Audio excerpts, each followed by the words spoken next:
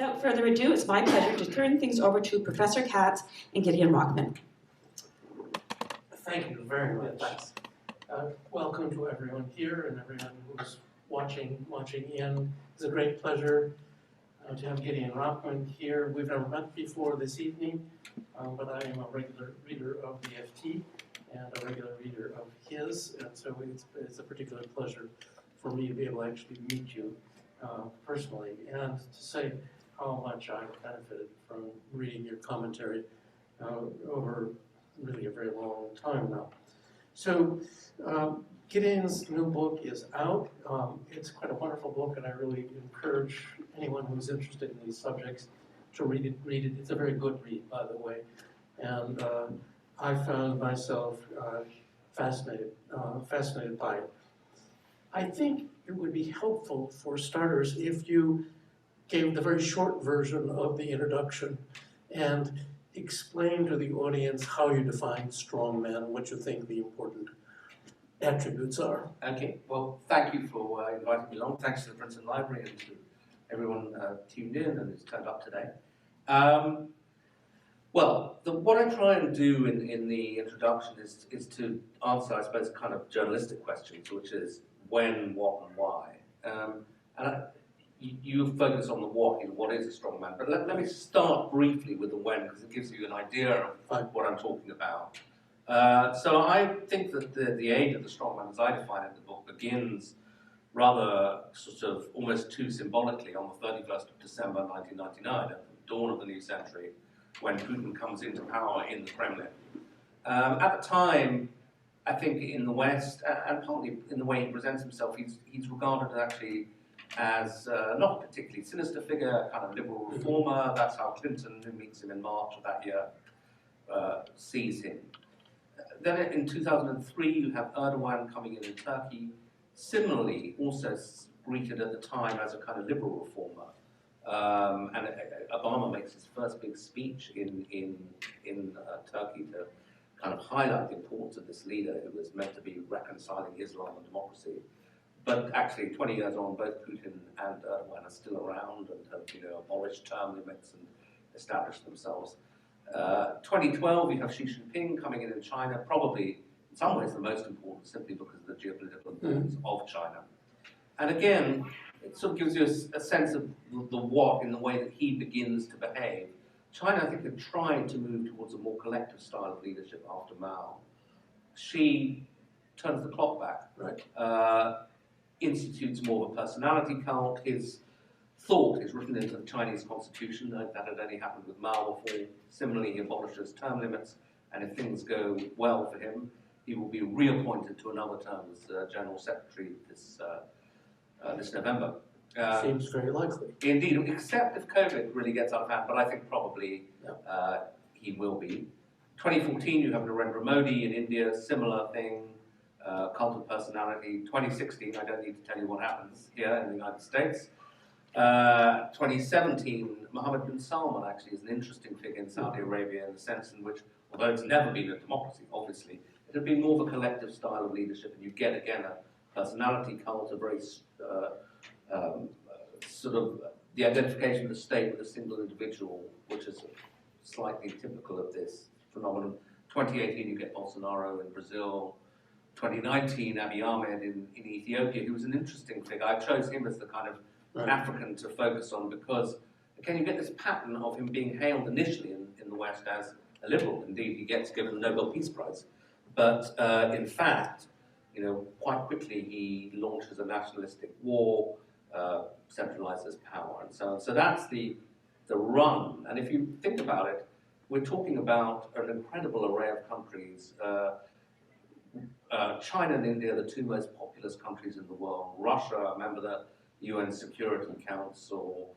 Brazil, the most populous country in Latin America. Actually, Mexico too. AMLO. I think the latest biography of him is called "A Country of One Man," which tells you something. It's coming from the other side. Absolutely, from the left. Yeah. So it's really an incredible span of global politics that's moved towards this style. Okay, so what is this style? I think the personality cult is very important.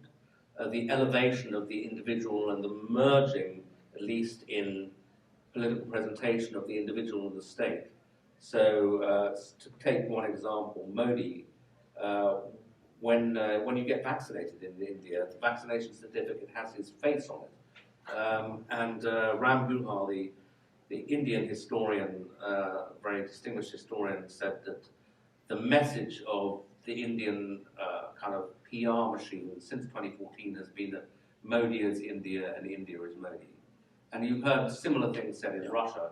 After Crimea, there were speeches in the State Duma saying, you know, without Putin, there's no Russia, and so on. The personality cult is crucial.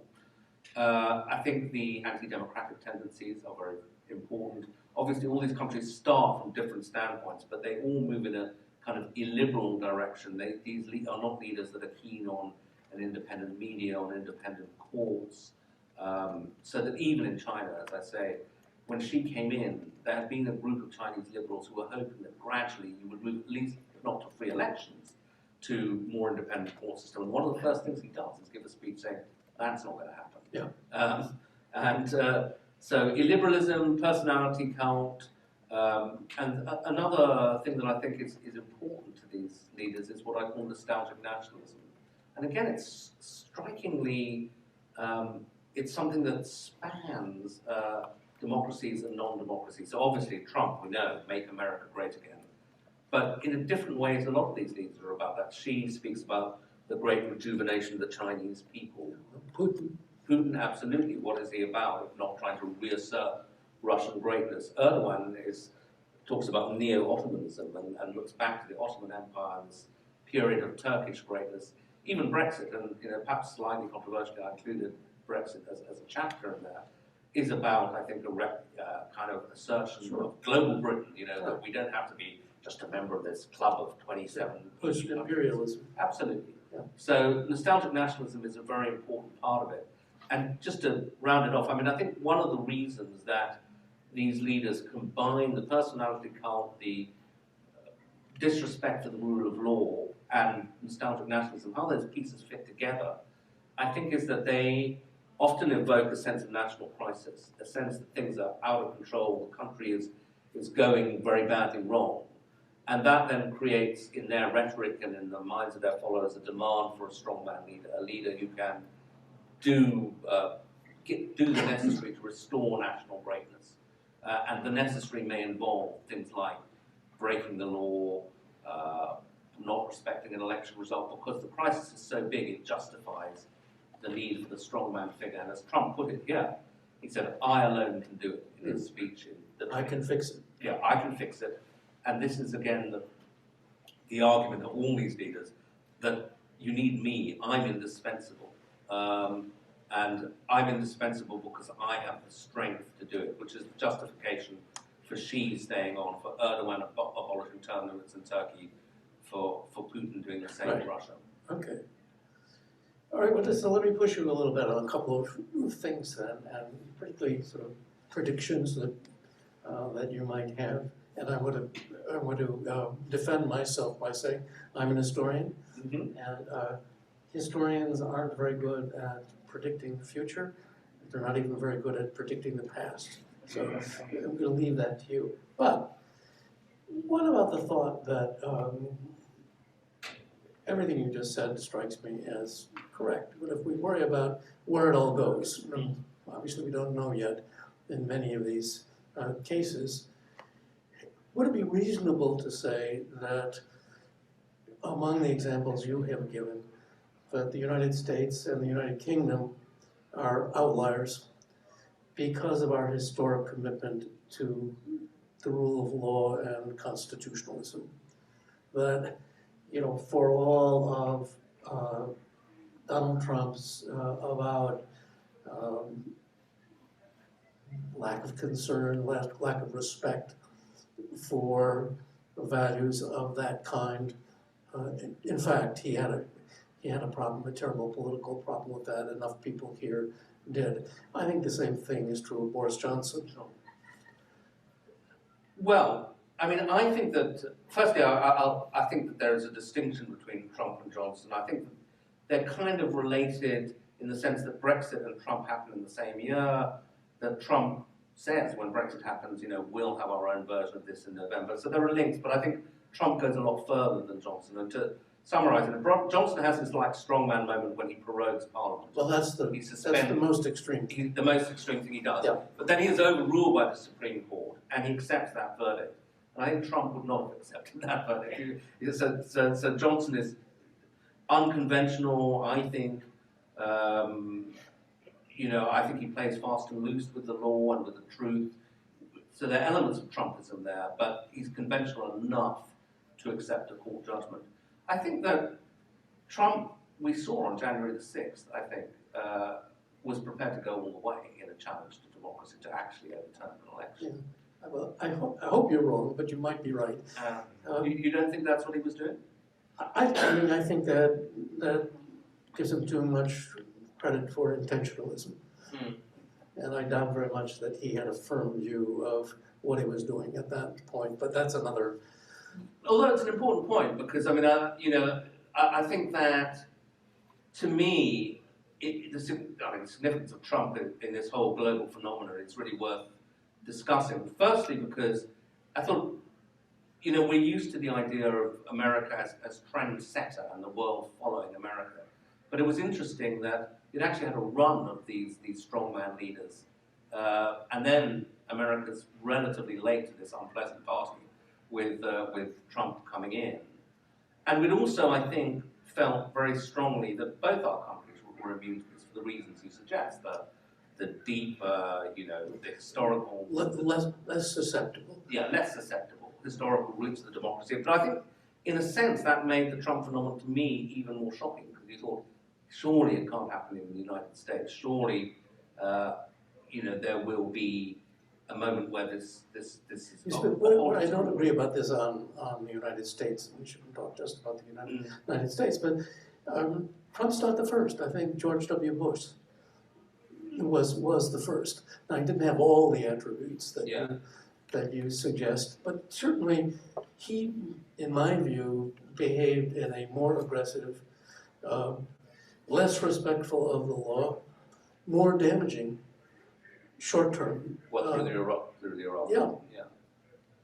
Yeah, but there was a sort of violence to Trump's language, a disrespect. I think Bush was a more kind of conventional in his behaviour, and I think the behaviour really matters. The way in which the sort of flamboyant lying of Trump, the sort of detachment from the truth. Well, I don't want to push this too far, but I will say that if you look at not just George W. Bush, but you look at Dick Cheney and Donald Rumsfeld and other people he surrounded himself with, I was more frightened for the survival of law and order in those years than I was in the Trump years. So, and I think it's worth thinking about it right now. I think we came very close there.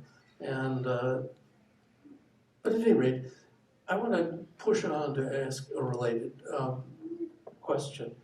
When I read this book, what I was reminded of, and Gideon and I spoke of it before, of a book by a mutual friend of ours, and that's my colleague, Werner Muller. So he's written a book on populism, which some of you will have read, and which I recommend to you. I think it's very good. And there's some overlap, I think, between the approach that the two take. Because one of the things you say is an attribute of the strong man is that he is a populist. Mm-hmm. And I certainly think that's right. But I think populism accounts for, not all, but several of the factors that you attribute to strongmen. And I guess if I was looking for, the through line in the various regimes that you talk about here, I would have thought that populism would do pretty well. Yeah, and I think a particular form of populism, which is one that says, again, it's related to this idea of national crisis, and therefore attributes the national crisis to the fact that the elite have become detached from the interests of the people. And then asserts that the leader, the strongman leader, has a kind of direct line to the people. And represents the people. Represents the people and will circumvent this corrupt elite. Right.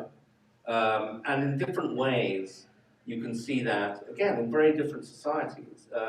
So that if you take India, for example, the Modi people will tell you that they have a contempt for what they call the Lutyens elite. And the Lutyens elite are people who live in the old colonial buildings created by the British colonial architects, Sir Edwin Lutyens, now occupied actually by Modi BJP people. But even while sitting in this building, they will say, you know, the Lutyens elite are out of touch with India, and you and they, you being you foreign journalists, and they being the people you talk to, these kind of people with connections overseas, don't understand the real India, and the real India doesn't care about the things you care about. And you'll hear a similar sort of discourse from Erdogan's people. They'll say, you know, the kind of whiskey-sipping intellectuals of Istanbul aren't the real Turkey. We represent the real Turkey. Same thing, you know, in the UK and the US, actually, that the voters for Brexit and for Trump were archetypally not the metropolitan elite. They were, you know, London voted against Brexit, but small-town Britain voted for it. And so, yeah, these are politicians who claim to represent the people against the elite, absolutely. And I think another aspect of their populism is what I call simplism. They tend to be I mean, it's actually not my term, it's a term for, you know, that's being used by others, but they tend to be politicians who say, you know, one of the things that the elite do to kind of hoodwink you is to tell you that these issues are very complicated and, you know, they're trade-offs and all of that, but it's not true. You know, there are simple solutions out there, and if you have a strong figure like me, we can do it. So build the wall, you know, is an example. It's something that it's a 3-word slogan with an appealing, striking idea. Get out of Europe, build a wall. Get out of Europe, or indeed in Britain, take back control was the 3-word slogan that was used for Brexit.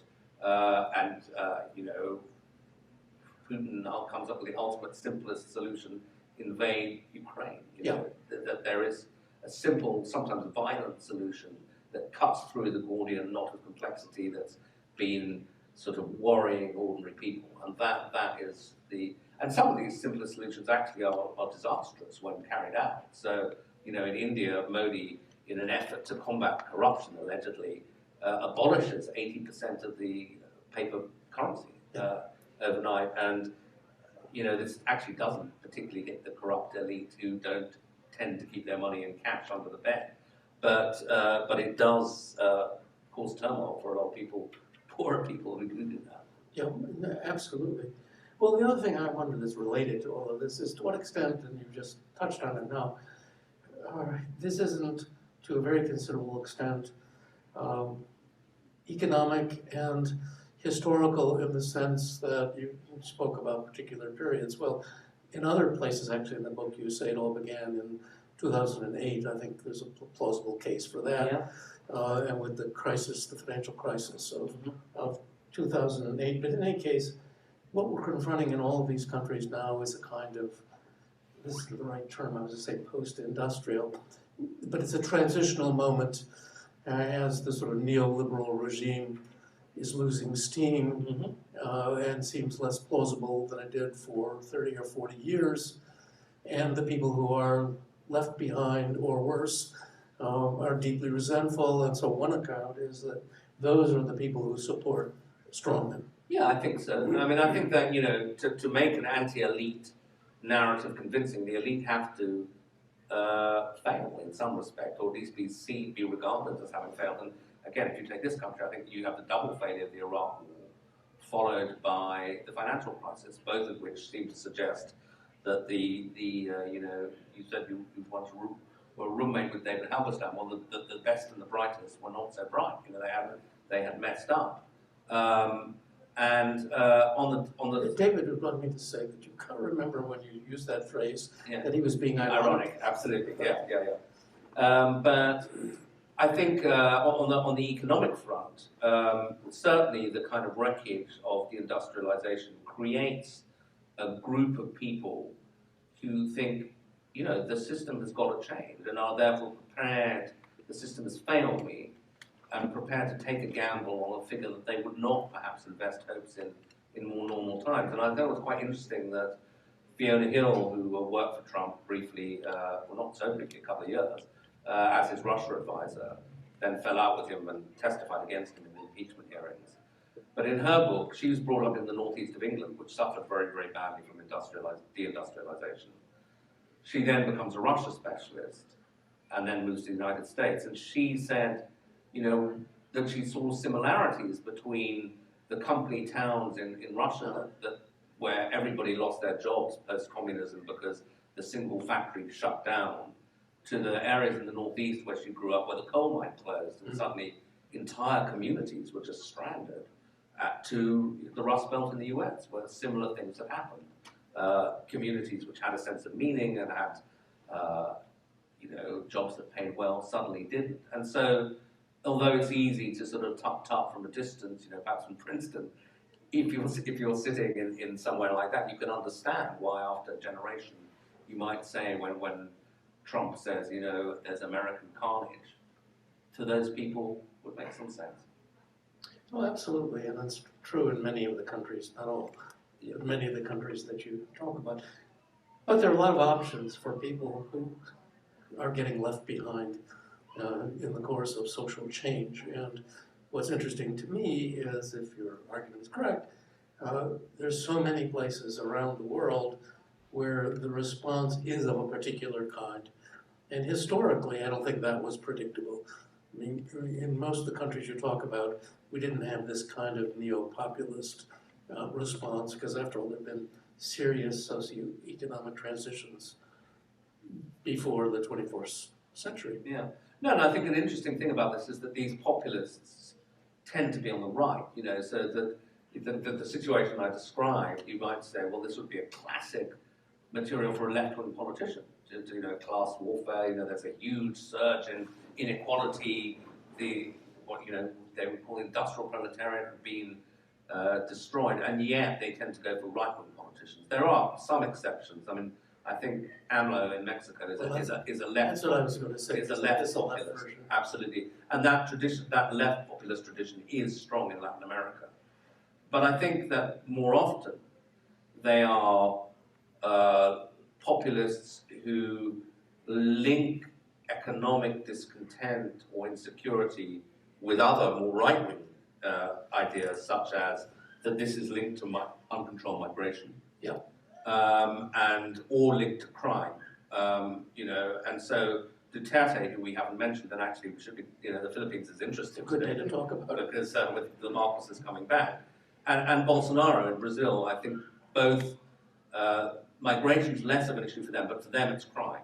It's that you know, the liberal elite have completely failed to deal with this. It's making life torture for ordinary people. And I will do something incredibly dramatic, in Duterte's case, essentially unleash death squads. Yeah. And it turns out to be rather popular. Except I'm not sure I find that very convincing, for the specific response. After all, crime has been a huge issue in every country you name, and certainly in this country, even just in recent history, if you think back to the Nixon years or to the Republican strategy in the second half of the last century, the war against crime. And it was until Bill Clinton, it was the issue the Democrats just couldn't figure out how to deal with, and Clinton did, actually. But, and that's true in most of these countries, and particularly with the linking now, mentioned Duterte, drugs and crime. Yeah, well, I would hope that the Filipino solution wouldn't be translatable to the West, but there's no doubt that you know, I think something that is similar though is that although the precise kind of recipe is particularly Filipino, I think the idea of taboo smashing and of saying you will do something that ordinary politicians would say, well, that's obviously outrageous, you can't do that, but actually showing that there is a constituency for it out there. What it might be might vary from country to country. Right. But I think that the willingness to, in a sense, use shock tactics and attract followers by sort of breaking the taboos of what are regarded as civilized discourse is a very distinctive tactic. So that in, say, in Brazil, Bolsonaro weaponizes anti-gay sentiment and says, you know, if I saw men kissing in the street, I'd punch them in the face. And, you know, it doesn't do them any harm, probably does them some good. Just wait, we're likely to see that here. Well, absolutely, and I think that you're seeing that anti-gay or particularly anti-trans stuff is used in Russia, in Orban, just now in his successful campaign in Hungary. You know, it used to be George Soros that was his target in previous elections. This time he's talking about gender madness, you know, and the export of what he regards as crazed, not just feminist ideology, although he's certainly no feminist, but also the imposition of gay rights from Brussels on its Hungarian society, and that too is a kind of popular pitch. And I think that one of the reasons why, up until the Ukrainian war, there was quite a constituency for Putin in the West, was that he played to a lot of that stuff. You know, he was quite good at portraying the West as decadent and embracing stuff that a healthy society would embrace, and gay rights was something that he majored on, and I think he found an audience, you know, here in the United States. For sure. Well, okay, that was going to be my next question. That is the connection between the sort of the cultural revolution and strongman politics, because in most of these places there is a sort of what we would call culture wars component. It takes slightly different forms in different places. Certainly it did here. Trump is certainly fed into that, and I think in most of these countries that's the case, isn't it?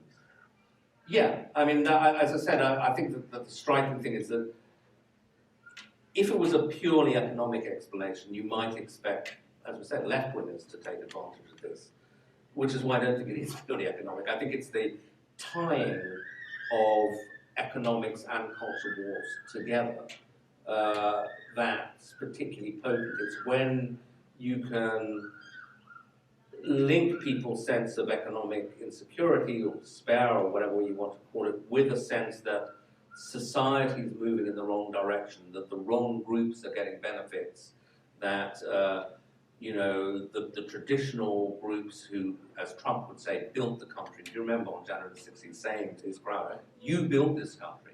And the implication is, but others, undeserving groups, are getting the rewards, whether they be migrants or racial minorities or gays or whatever. And I think you can then channel that resentment into a kind of anger that then is very, very helpful for these populists. Well, I mean, clearly that's happened, but to me there are surprising parts of it. It's a sort of last person in syndrome, though, because after all, Trump is the product of immigrants, and almost all the people you've mentioned are in one way or another. Most of us are, and this is a nation of immigrants, and it's a little surprising that you can weaponize anti-immigrant feeling quite as successful, I think, as he did. Yeah, although, I mean, you know, in my own country, the UK, we're currently attempting to deport asylum seekers to Rwanda. And the person who is doing that, the Home Secretary, is herself the child of former asylum seekers, former refugees. So this can happen. Yeah, you know, I think one thing that the anti-migrant sentiment can play on is the sense that migration is out of control. And I think that people don't like that in most democratic societies. So if you can say the situation on the southern border is complete chaos, which it is, that's helpful. And in the UK, you know, the fact that because of membership of the EU, there was no actual constraint on anyone from Europe moving to Britain.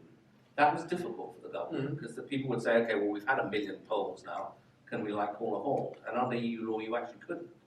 So that's why that slogan, take back control, was a very potent slogan.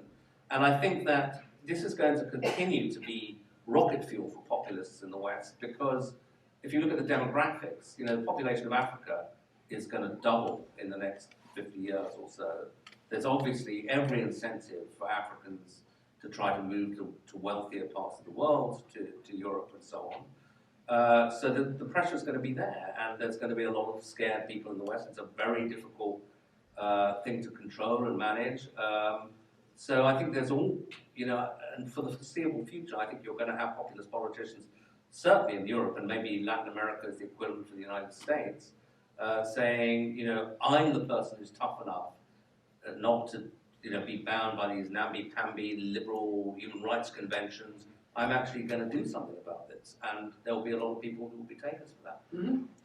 Okay, well, it's a scary thought.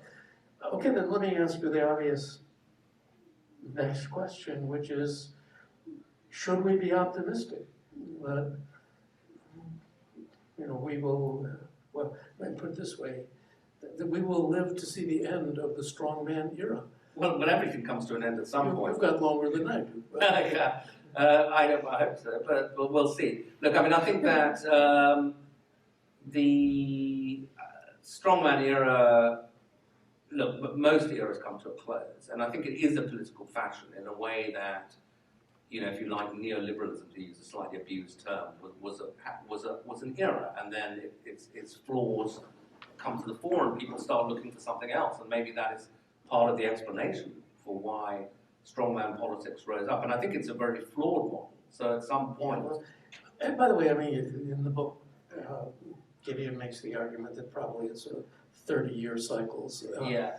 And that's plausible. And you're probably aware of this, but there was a big book written by Arthur Schlesinger Jr.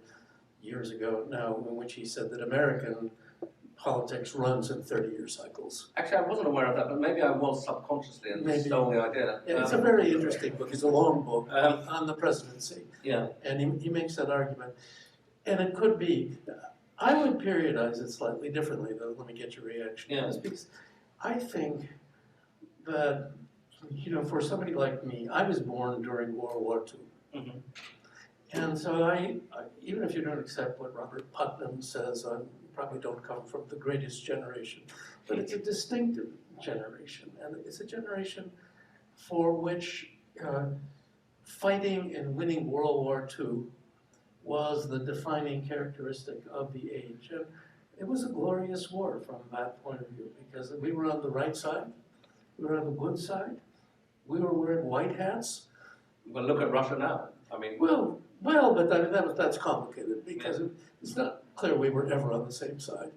No, I just meant that they have their own World War II myth, which Putin is applying. Sorry, no, but that's not what I mean. But Yeah. Ours is a benign one. You may not want to buy it. But in any case, all I'm saying is that's what many Americans grew up with.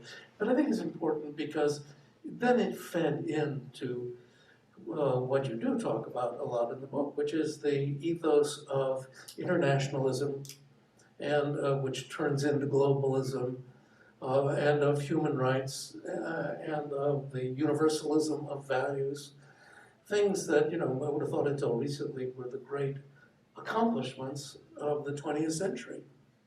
So in some sense, it's a much longer term thing, and without, saying that the end of history happened in 1989, it's fair, I think, to think that the second half of the 20th century, at any rate, saw the triumph, at least for the moment, of higher values in international life that gave promise for a better world.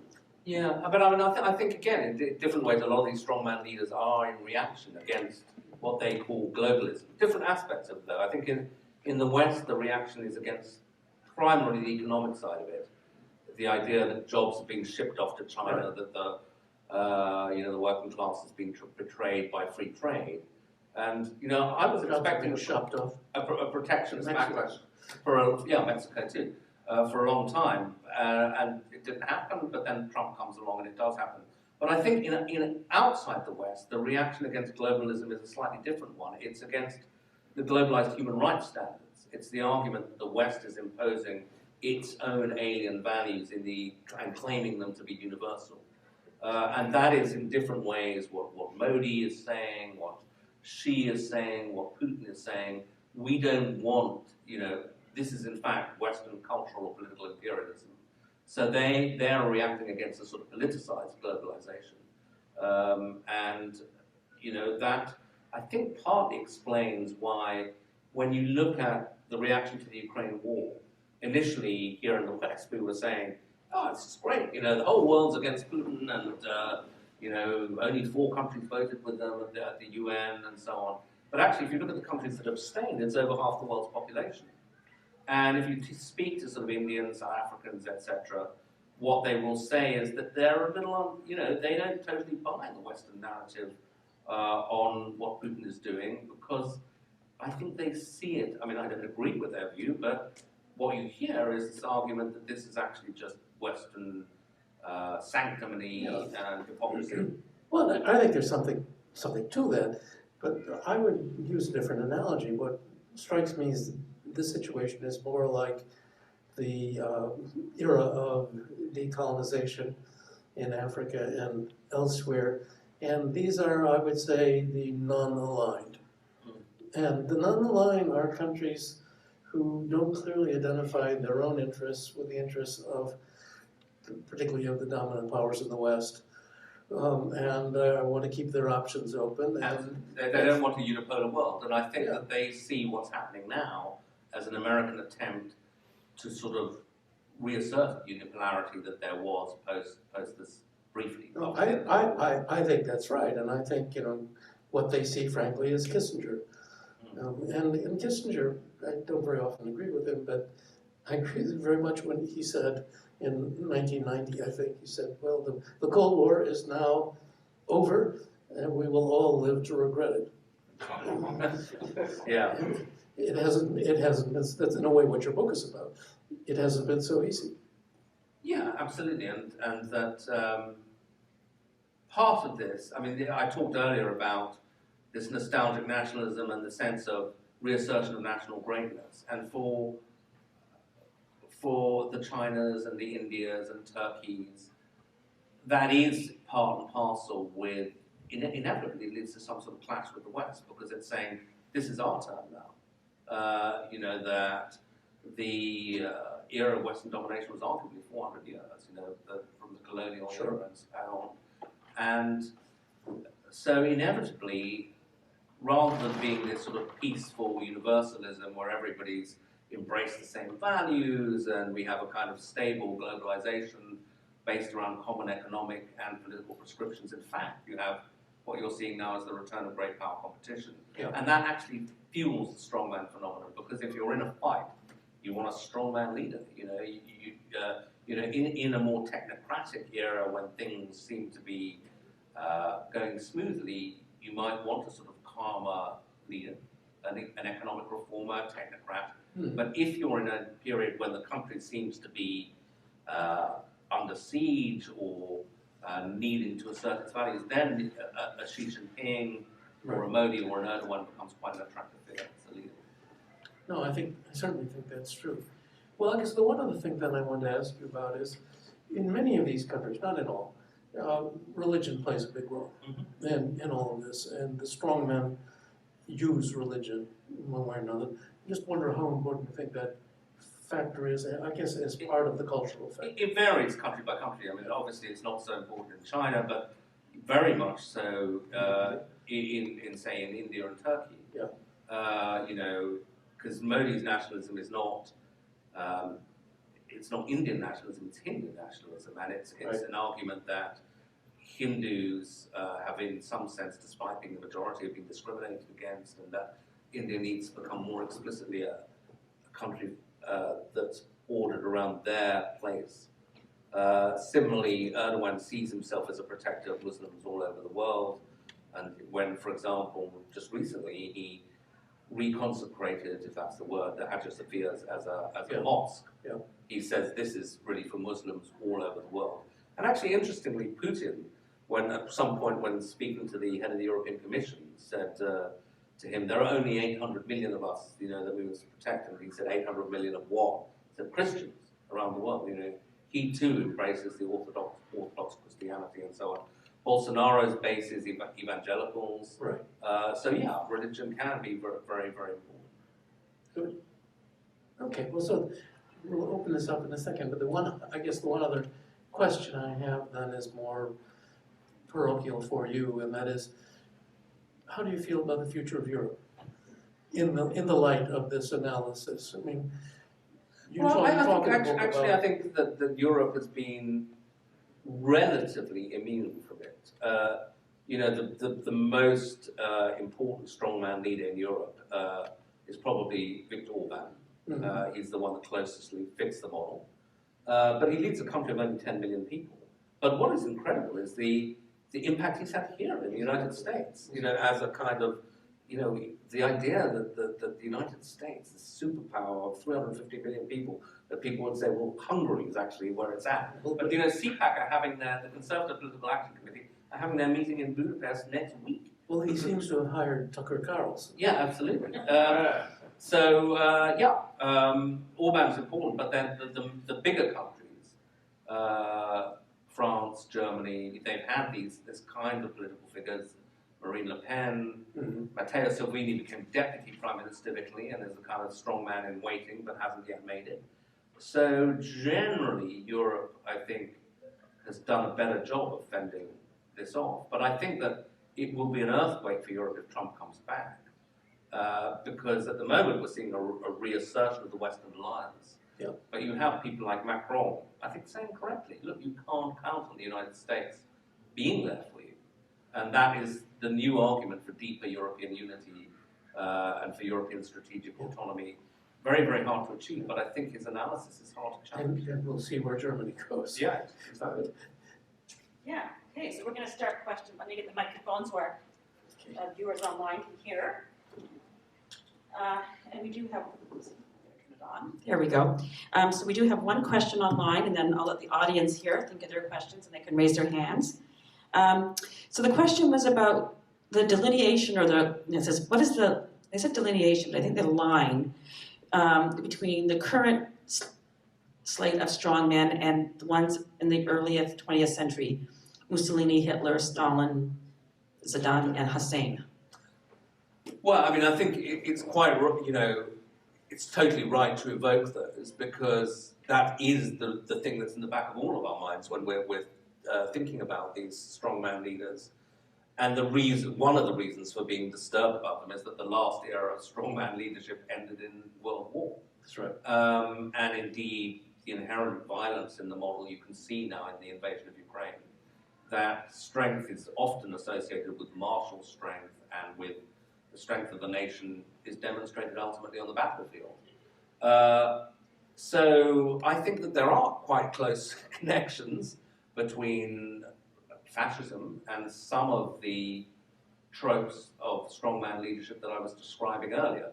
That said, we're in a different technological era and in a more globalized era, so that I think that, you know, the way it will express itself is different. So that one of the aspects of modern strongman rulership that we didn't discuss is the technological element. And I think that it's probably not a coincidence that you get a resurgence of this model just as social media come online. Because I think it's something that is very, very helpful to strongmen, partly because it allows them to, if you like, cut out the middleman. Journalists like me, you can communicate directly with your followers via Twitter and Facebook without, you know, you can propagate what Trump would call fake news, and you can use these simplified, we talked about simplism, simple emotional messages. So that's a uniquely kind of modern aspect of it. But no, I think that there are connections between the 1930s and now, which is one of the reasons we need to be extremely wary of what's going on. Yeah, I agree. Okay, well, here's a question from the audience. You mentioned economic disruption and increased immigration, both factors that make the rise of strongman really create the landfall.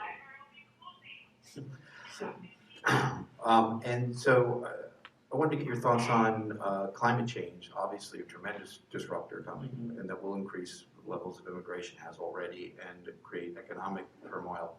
How do you think that'll how do you think that'll impact the next cycle of the strongman phenomenon?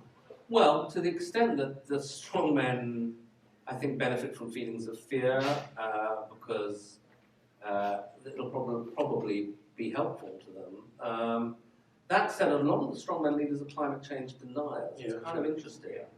And I think there's a reason for that, is that because they're nationalists, and climate change is a classic problem that cannot be solved by the nation state. It's a global problem. Yeah, they're very resistant to the idea that because it leads to things like UN commissions, which they absolutely detest.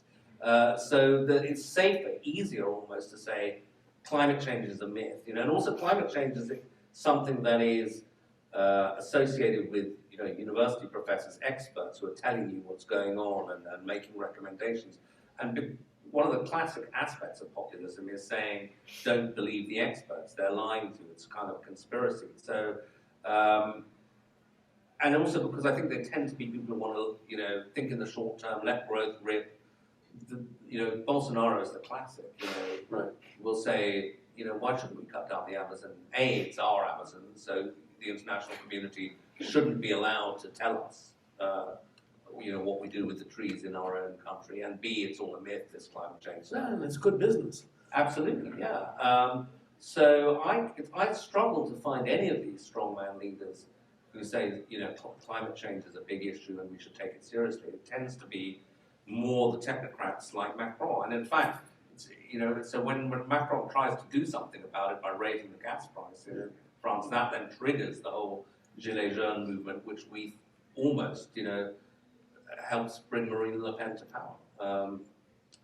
So yeah, climate change is a difficult one for liberals because it requires sort of sacrifices, which then stirs up the popular discontent, which helps the strongmen. Okay, here's another question. Thank you. I found your term nostalgic nationalism to be very, very helpful.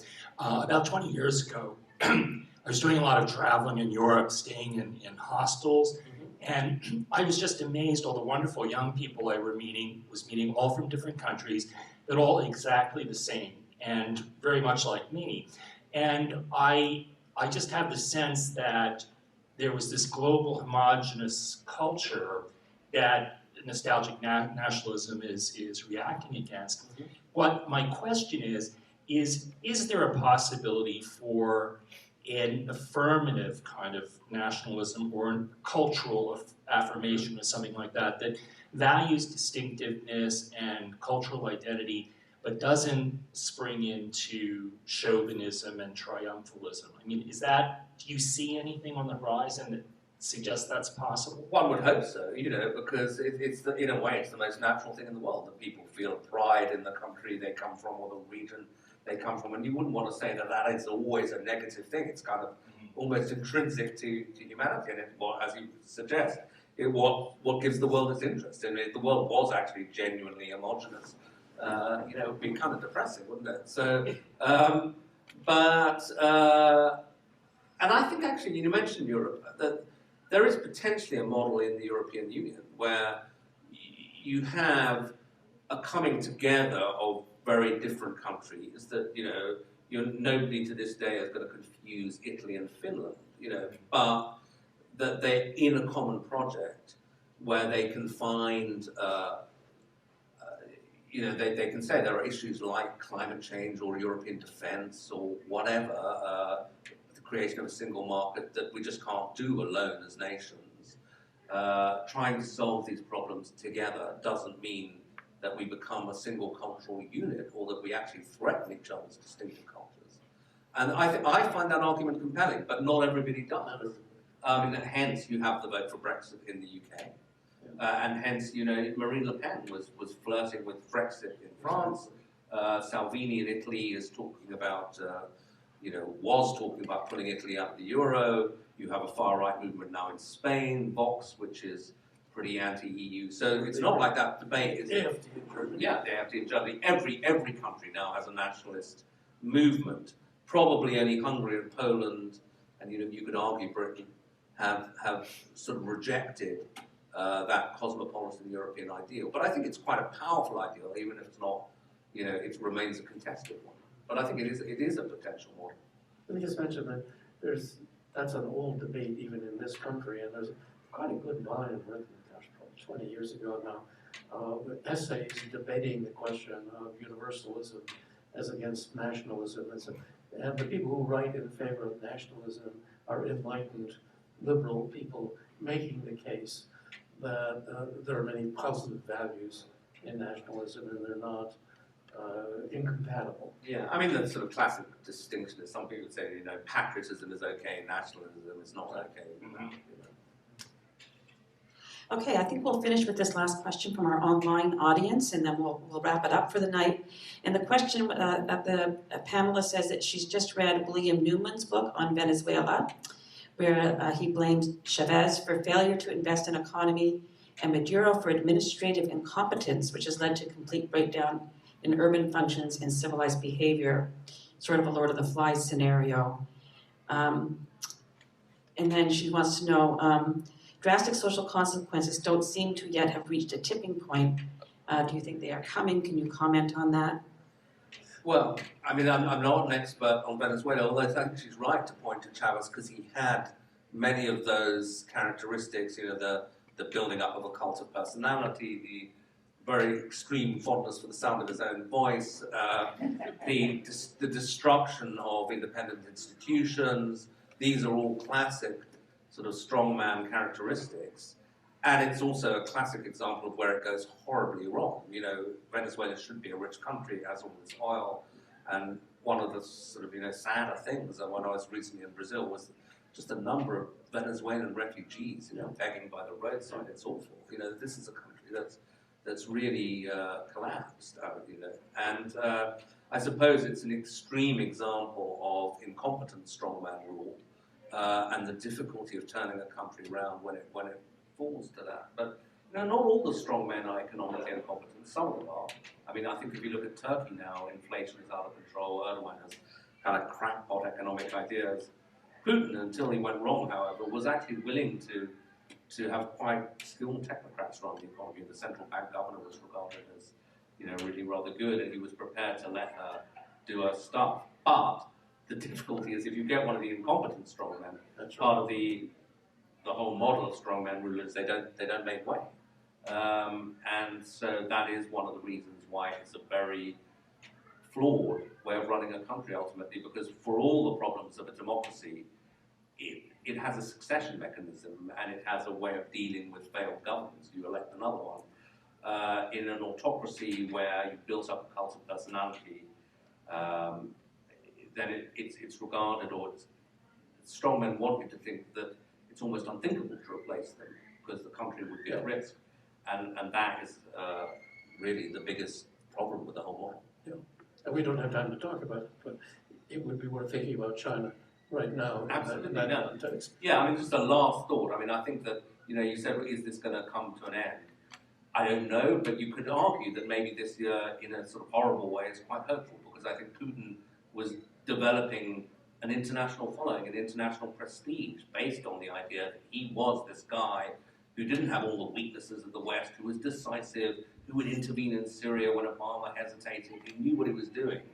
And then he commits this sort of crime, but also a terrible error with the invasion of Ukraine. And something similar may be happening in China with the lockdown in Shanghai, which is just astonishing. 25 million people essentially confined to house arrest for now 5-6 weeks, and with no sign that it's really going to lift.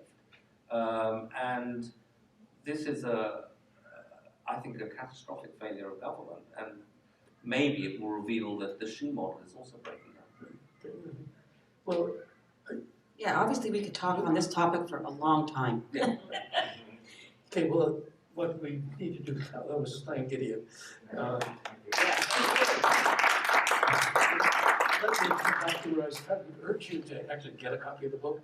It's a terrific book, and it's a very good read, so I recommend it. Thank you, Yes. sir. And I'll say it is available here at the library as well as locally at Labyrinth bookstores. So you should be able to get a copy, no problem. And I want to thank our online viewers and our in-person audience, Stan for being the moderator, and Gideon for coming all the way across the pond to talk to us, as it were. And this has been a great discussion, and thank you again to Other Press and the National Endowment for the Humanities. And this concludes our program. Thank you.